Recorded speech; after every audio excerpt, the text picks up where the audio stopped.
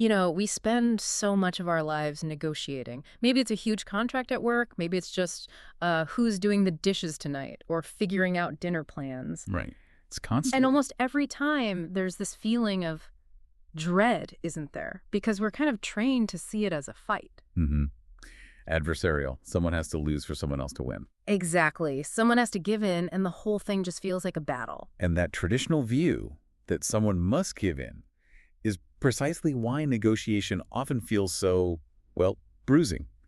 Even if you technically win, you might have damaged the relationship, maybe lost some trust. Which can cost you way more down the road. Absolutely. Okay, so let's unpack this, because today we're diving deep into what is pretty much the definitive guide for getting beyond that zero-sum game. It's getting to Negotiating an Agreement Without Giving In by Roger Fisher, William Turry, and Bruce Patton. Ah, the classic. Required reading in so many places for a reason. Mm-hmm. Law schools, diplomatic training. Exactly. It's not just abstract theory. This book offers a really practical third way.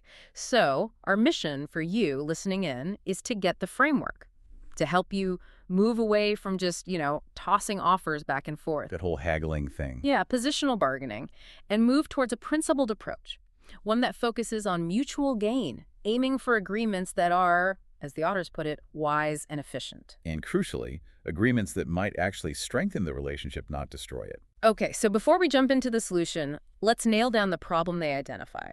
Positional bargaining. Yeah. This is that typical, often painful style, right? Mm-hmm. It's where you start with a really defined position, maybe an extreme one. I need a 20% raise, or there's no way I'm paying more than $50 for that. Exactly. And then it's just this slow, painful process of tiny concessions back and forth, haggling. Until you hopefully meet somewhere in the middle, feeling exhausted and probably a bit ripped off. And the costs are huge. First off, it's just incredibly inefficient. It can take forever, right? All that back and forth. Yeah. Second, it actually encourages stubbornness. Once you state a position, you feel this pressure to defend it just to save face, even if maybe it doesn't make that much sense anymore. So you've dug your heels in. Right. And worst of all, I think, is that it completely ignores the real issues. It obscures the underlying interests, yeah. You end up arguing about the number, the specific demand. Like the price on the menu. Instead of talking about why you need that number or what the actual problem is, you're not discussing the food quality, just the price tag. So what's the alternative? Well, the solution they developed over at the Harvard Negotiation Project is what they call principled negotiation. Mm-hmm. And it's guided by this really neat paradox. Okay. Be hard on the substance, but soft on the people. Hard on the substance, soft on the people. Okay, that sounds good in theory. But, how do you actually stop yourself getting dragged into that fight when Right. the other person is just being difficult or taking things personally? Well, that's the whole point of the framework they lay out. You argue fiercely, yes, but about the facts, about objective standards, about the fairness of the deal itself. Not about the person. Exactly. You treat the person across the table, or metaphorical table, with respect. Always. The goal is a solution based on principle, some kind of objective reason, not just who can push harder or shout louder. Got it. And this commitment, this approach, it's broken down into 4 core principles, right? A kind of structure. Precisely. 4 pillars that give you a framework, help you organize your thinking so you can focus on the merits of the problem. And not get bogged down in the personalities or the ego battle. You got it. So the first pillar deals directly with that human element we just talked about. People naturally tend to identify with their ideas or their positions. Yeah, if I attack your proposal, you might feel like I'm attacking you. Exactly. Yeah. Especially in tense situations.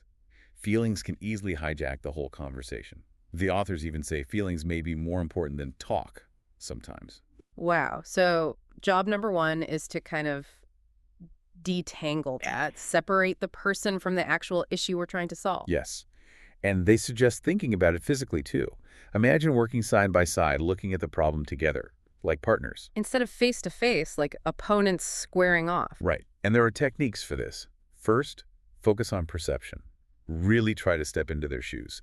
The book has that great line, how you see the world depends on where you sit. Understanding their viewpoint doesn't mean you agree with it, though. Absolutely not. That's a critical distinction. Understanding is about gathering information, seeing the problem from all angles so you can craft a better solution. It's not about concession. Okay, what else? Emotions obviously play a huge role. Huge. And you can't just dismiss them as unreasonable. The advice is actually to acknowledge them. Let the other side vent if they need to. Let off steam. as they say. Sometimes just feeling heard can make a big difference, A right? massive difference. And sometimes a small symbolic gesture goes a long way, like a simple apology. An apology, even if you don't think you're wrong. Well, they call it potentially the least costly and most rewarding investment you could make. You're not necessarily admitting fault for the whole issue, but maybe you apologize for the situation being difficult or for any misunderstanding. Ah, okay, like, I'm sorry we're in this tough spot, that kind of thing. Exactly. It can really diffuse tension quickly. And then there's communication itself. How you phrase things matters immensely. Using I statements instead of you statements. That's a big one. Avoid blame. Talk about how the problem impacts you. So instead of you're being completely unreasonable about this deadline, maybe try. I'm finding it really difficult to meet that deadline with my current workload, or I feel overwhelmed when the timeline is this tight. Precisely. It delivers the same core information, but without making the other person immediately defensive. Makes sense. And here's another little linguistic trick they mention. Try swapping out the word but for and. Why is that? Because but often acts like a great eraser, as they put it. It kind of cancels out whatever positive thing you just said, like, your work is good, but. Right, you only hear the but part. Yeah. Whereas if you say, your work is good, and we need to figure out how to get the next phase delivered faster, both points can stand. You acknowledge the positive and state the problem. It's more collaborative. Okay, this feels like a really crucial shift. Pillar 2, focus on interests, not positions. This is the core pivot, really. A position is what someone says they want. I want the corner office. I need $10,000 for this car. The specific demand. Yes, but the interest is the underlying why. Why do they want the corner office? Maybe it's about status, maybe it's quieter, maybe it gets better light. Why $10,000? Maybe they need that specific amount for a down payment. Maybe it's just an opening bid based on market research. So the position is the surface thing, the interest is the deeper need or motivation. Exactly. And interests are often more complex, more layered, but also potentially more flexible. They often tie back to basic human needs: security, economic well-being, recognition, control. And how do you find those interests? People don't always just state them. You have to ask why. Gently probe behind the position. Could you help me understand why that particular office is important to you? Or what leads you to that $10,000 figure? So you become a bit of a detective. In a way, yeah. And when you present your side, they suggest flipping the usual script. How so? Instead of leading with your conclusion or proposal, give your interests and your reasoning first. Explain the why behind your needs before you state what you want. It helps the other side understand your perspective before they react to your demand. That makes sense. Give them the context first. Okay, the book uses that famous example, right? The library window. Ah, yes, the classic. Yeah. Two people arguing. One wants the window open, the other wants it shut. That's the position. Open versus closed. Seems like a simple win-lose. If you stick to positions, yes. But if you ask why, one person wants fresh air, that's their interest. The other wants to avoid a draft, that's their interest. So the interests aren't necessarily directly opposed. Exactly. And once you know the interests fresh air, no draft, you can find a solution that meets both. Like opening a window in the next room. Precisely. Both interests are satisfied. Mutual gain achieved by looking past the initial positions. It's fascinating how often we probably just fight over the open-close window without even thinking about the why. We assume it has to be zero-sum. Okay, but let me push back a little. Is it always that neat? What about a straightforward price negotiation? My interest is genuinely to pay less. The seller's interest is genuinely to get more. That feels pretty zero-sum. That's a fair challenge. Price is often where interests seem most directly opposed. But even there, the framework encourages you to look for other interests. Like what? Well, maybe the seller also has an interest in a quick sale, or a reliable long-term customer, or positive word of mouth.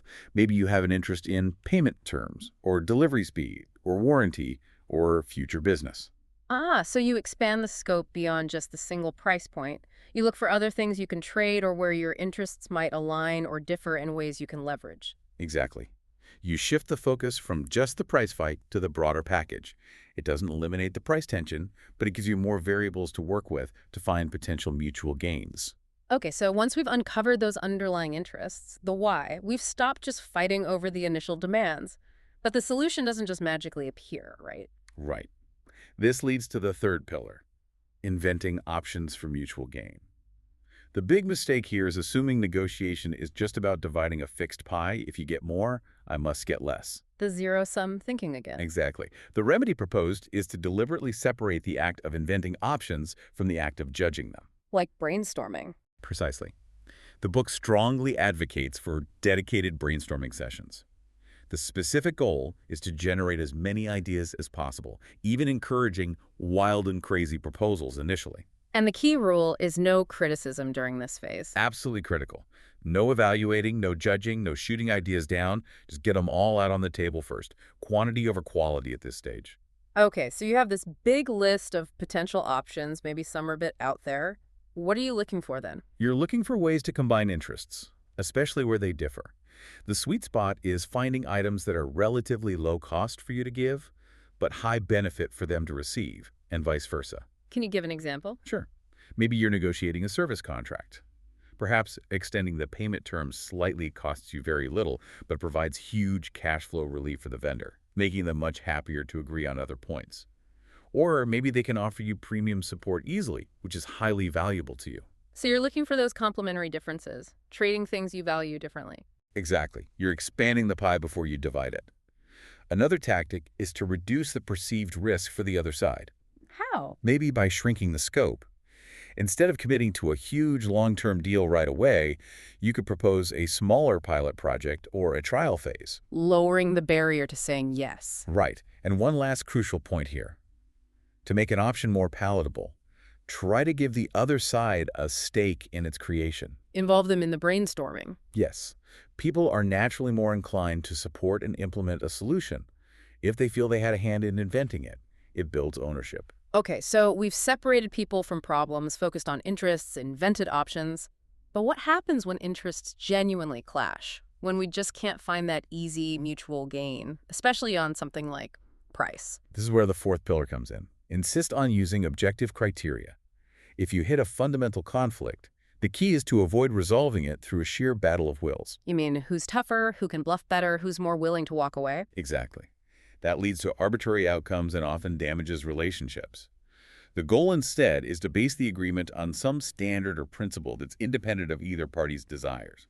It needs to be wise and fair. So you frame the disagreement not as me versus you, but as us jointly searching for a fair standard. Precisely.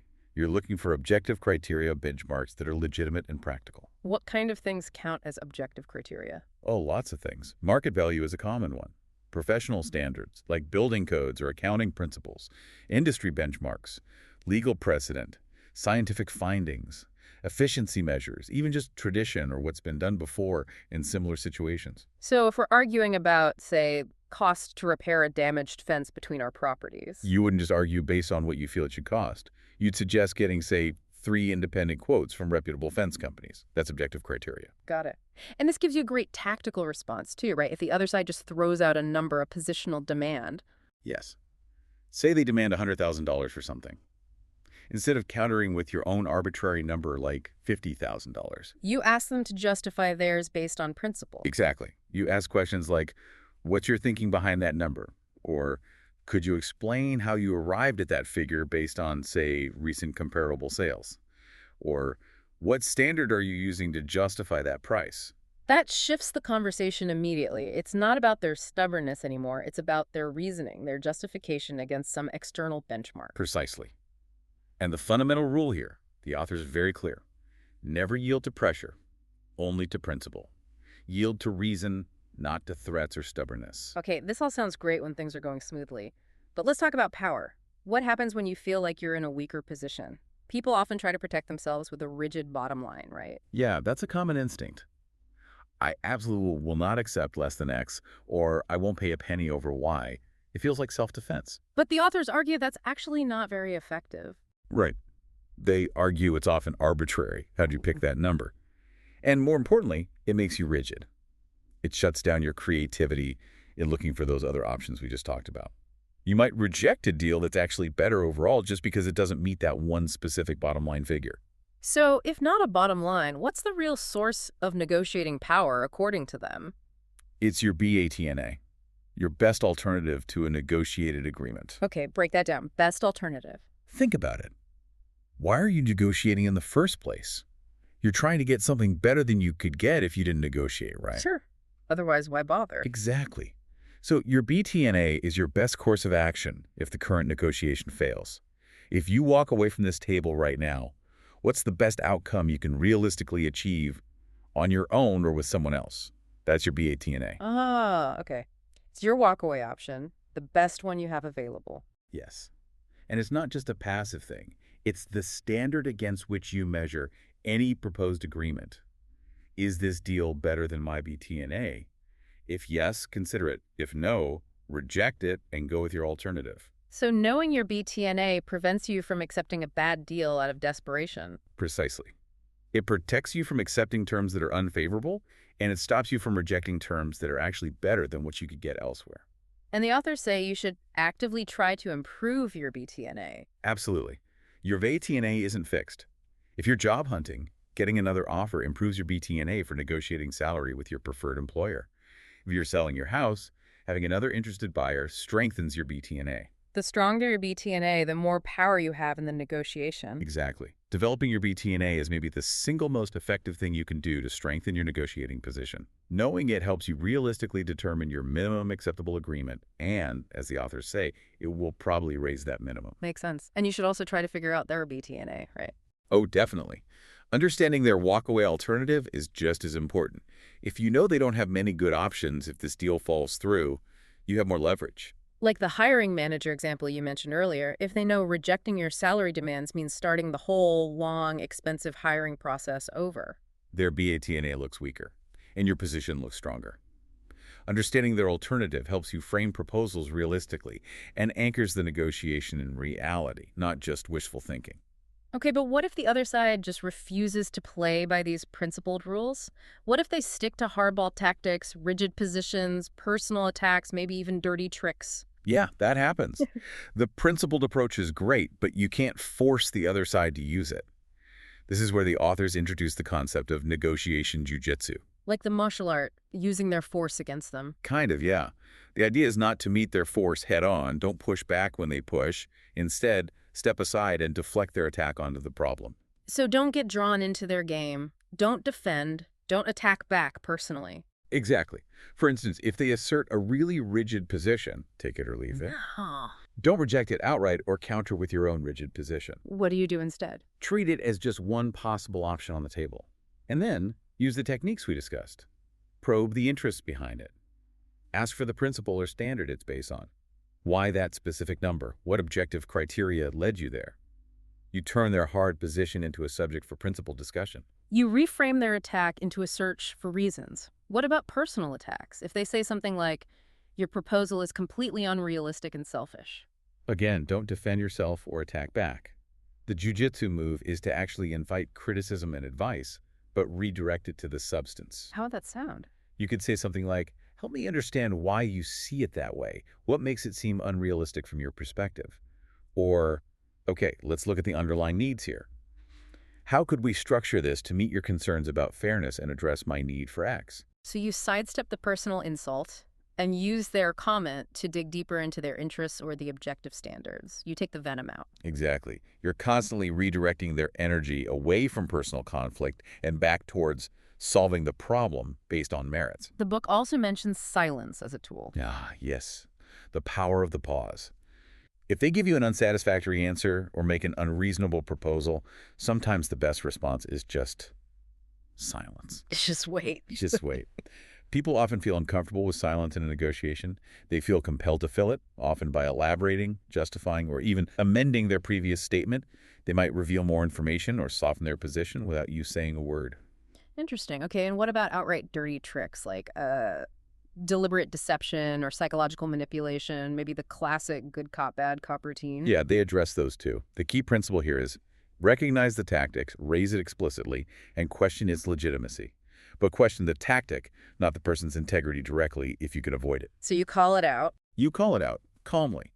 If you suspect good cop, bad cop, you might say, excuse me, but I'm getting the sense you two might be using a good cop, bad cop approach here. Perhaps you need a moment to align before we continue. You name the game. You name the game. Or if they're using stressful seating arrangements, you mention it. Do you mind if we sit side by side? I think we might be able to focus better on the problem. By bringing the tactic into the open, you neutralize its power. You're refusing to play along implicitly, forcing them back towards a more principled discussion. #outro. So when you put all these pieces together, separating people, focusing on interests, inventing options, using objective criteria, understanding your B18A, and handling tactics with jujitsu, it really does fundamentally change the game Yeah, it shifts negotiation away from being a contest of wills, a zero-sum battle. and turns it into a joint problem-solving exercise.